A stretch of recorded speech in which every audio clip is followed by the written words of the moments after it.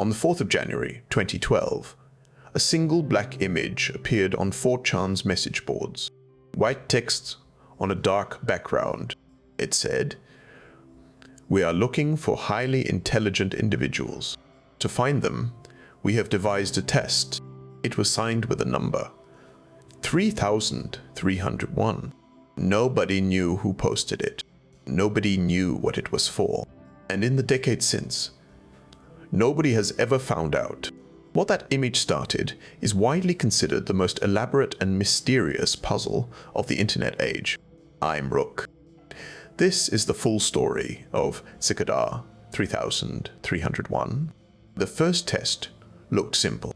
The image itself was the puzzle.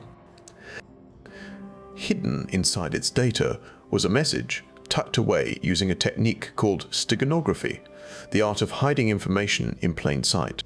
Solvers who opened the image in a text editor found a cipher. And solving that cipher led to a website. And that's where things got strange. The website showed a countdown. When it reached 0, it revealed a set of coordinates, not one location, 14, spread across the planet. In Warsaw, in Paris, in Seattle, in Seoul, in Sydney. At those exact coordinates, taped to lampposts and walls, were physical posters. Each one carried the image of a cicada and a QR code. Think about what that means. Whoever ran this puzzle had people or contacts in more than a dozen cities on multiple continents coordinated to the day. This was not a bored teenager in a basement. This was an organization with reach, planning, and money. The trail kept going.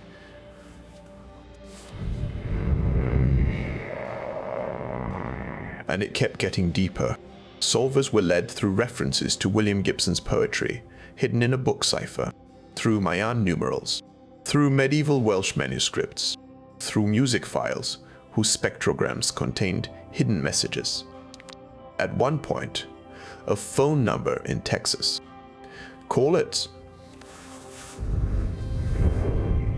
And a robotic voice told you to combine 2 prime numbers and keep going. Every step demanded a different discipline: cryptography, literature, music theory, number theory, art history. No single person could master them all. Communities formed overnight, hundreds of strangers pooling everything they had. And then, for a few, it ended. The final stage of the 2012 puzzle led to an address on the dark web. The fastest solvers, reportedly just a handful of them, received individual emails. The message told them they were being evaluated and asked them to answer questions alone without sharing. Those who made it through were invited into a private forum.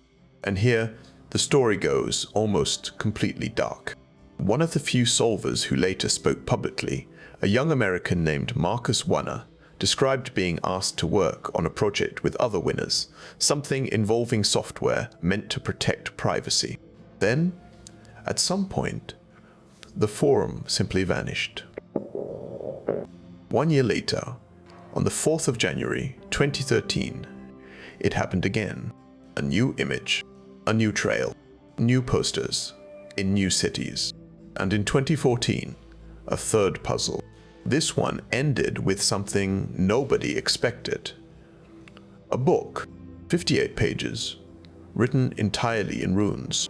An invented alphabet, an unknown language, hand-illustrated pages. Solvers named it the Liber Primus, the first book.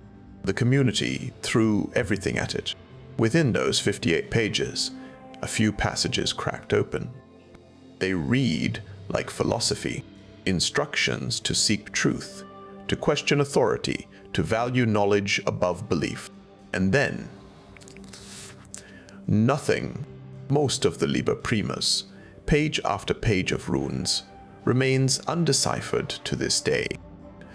More than a decade of effort by some of the best amateur and professional code breakers in the world, and the book is still keeping its secrets. Compare that to history. But the German Enigma machine fell in years. The centuries-old Voynich manuscript at least gives us theories. But this modern book, written by someone who is probably still alive, has beaten everyone. So who was behind it? The theories say a lot about how impressive the puzzle was. Many believed it was an intelligence agency recruitment campaign. The NSA, the CIA, Britain's GCHQ, all of them have publicly used puzzles to find talent before. But intelligence agencies eventually claim their recruitment campaigns, and nobody ever claimed this one. Others pointed to the puzzle's philosophy, privacy, cryptography, freedom of information. That sounds less like a government and more like a cypherpunk collective, a private group of wealthy, brilliant, ideologically driven people building something in secret. A third theory says it was a recruitment funnel for a startup or a think tank that never surfaced. And of course, some believed it was a cult or an elaborate art project or a game with no prize at all. Here's the detail that, to me, makes this genuinely eerie. Whoever they were disciplined in a way that almost never happens on the internet. Every real Cicada message was signed with the same cryptographic key, a PGP signature that could not be faked. In over a decade, that key never leaked. No member ever came forward to sell the story. No document ever surfaced. In an age where everything leaks, where every secret organization eventually springs a hole, Cicada 3301 stayed perfectly sealed. That level of operational security is rare, even for governments.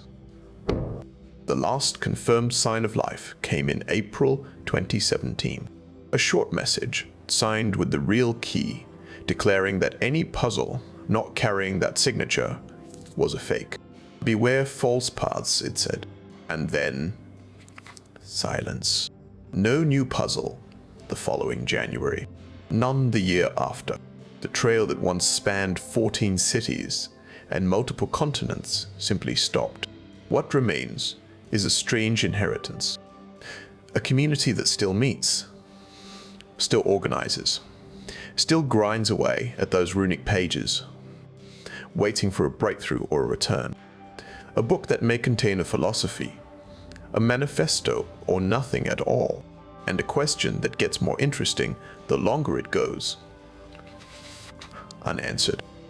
Because if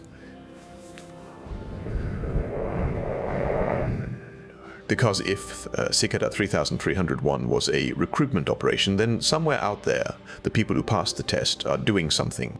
They were selected from thousands for being the kind of minds who could see what others missed. Selected by someone with global reach and perfect discipline.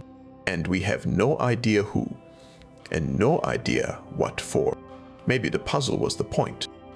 Maybe the search itself was the product.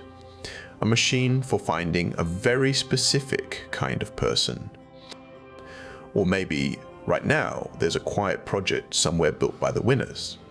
And one day, we'll learn what all of this was for. So, here's my question for you.